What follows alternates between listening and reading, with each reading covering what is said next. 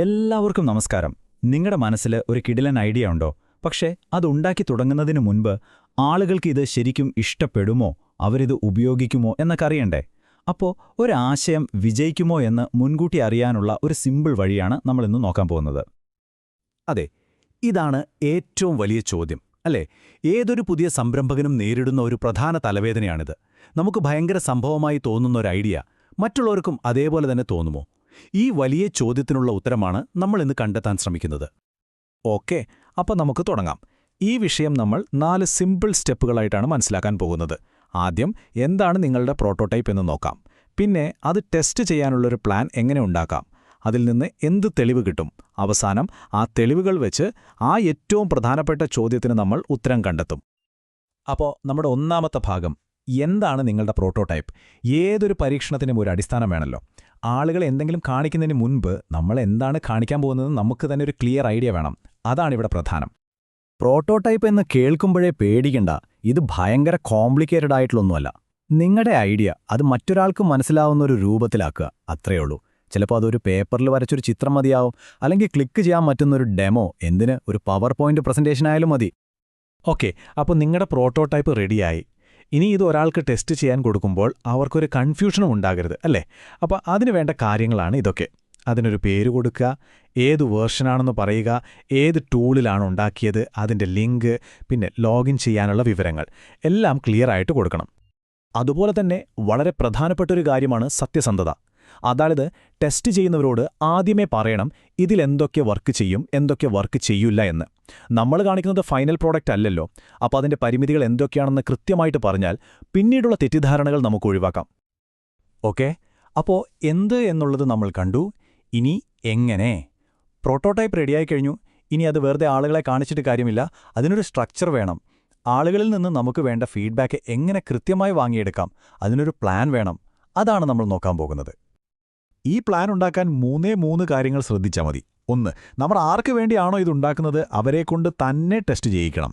2, എത്ര പേരെ കൊണ്ട് ടെസ്റ്റ് ചെയ്യിക്കണമെന്ന് തീരുമാനിക്കണം. 3, അവരുടെ അഭിപ്രായം എങ്ങനെ ശേഖരിക്കും, സർവേ വഴിയാണോ അതോ നേരിട്ട് സംസാരിച്ചാണോ? ഈ 3 ചോദ്യങ്ങൾക്ക് ഉത്തരം കിട്ടിയാൽ പ്ലാൻ റെഡി. അപ്പോൾ ഫീഡ്ബാക്ക് ശേഖരിക്കാൻ പല വഴികളുണ്ട്. ഏറ്റവും കോമൺ ആയിട്ടുള്ളത് ഈ 3 എണ്ണമാണ്. സർവേകൾ, അതായത് കുറേ ചോദ്യങ്ങൾ കൊടുത്ത് ഉത്തരം വാങ്ങുന്നത്.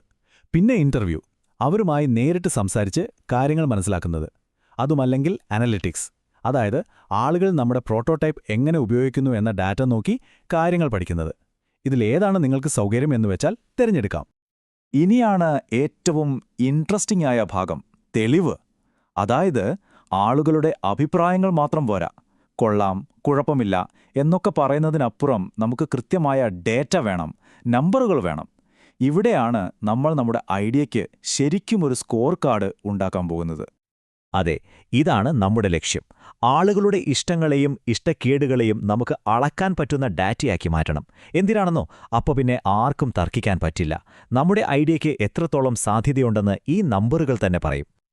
അപ്പോൾ നമ്മുടെ ആദ്യത്തെ മെട്രിക് അല്ലെങ്കിൽ അളവ് എൻഗേജ്മെന്റ് റേറ്റാണ്. സിമ്പിളായി പറഞ്ഞാൽ ആളുകൾക്ക് ഇതിൽ എത്രത്തോളം താൽപ്പര്യമുണ്ട്, അവർ നമ്മുടെ പ്രോട്ടോടൈപ്പിലെ പ്രധാനപ്പെട്ട ഫീച്ചറുകളൊക്കെ എടുത്ത് ഉപയോഗിക്കുന്നുണ്ടോ, അവർ എത്ര നേരം അതിൽ നിൽക്കുന്നുണ്ട്, ഇതൊക്കെ നോക്കുമ്പോൾ നമുക്കൊരു ഏകദേശ ധാരണ കിട്ടും. രണ്ടാമത്തെ അളവ് ടാസ്ക് കംപ്ലീഷൻ റേറ്റ്.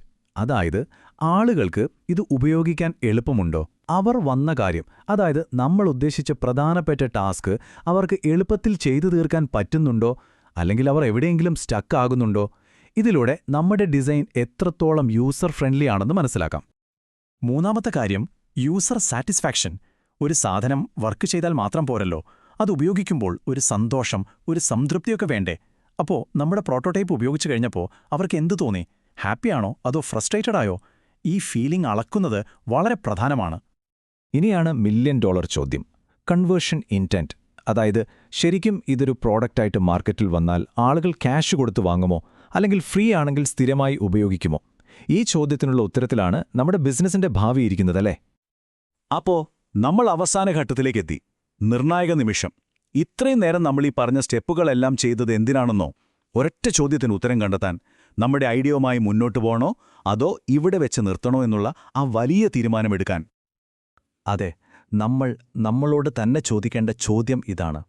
നമ്മുടെ പ്രോഡക്റ്റ് ആളുകൾക്ക് നൽകാൻ പോകുന്ന വാല്യൂ, അതിന്റെ ഉപയോഗം, ഇതൊക്കെ ഈ പ്രോട്ടോടൈപ്പിലൂടെ അവർക്ക് വ്യക്തമായി മനസ്സിലാവുന്നുണ്ടോ?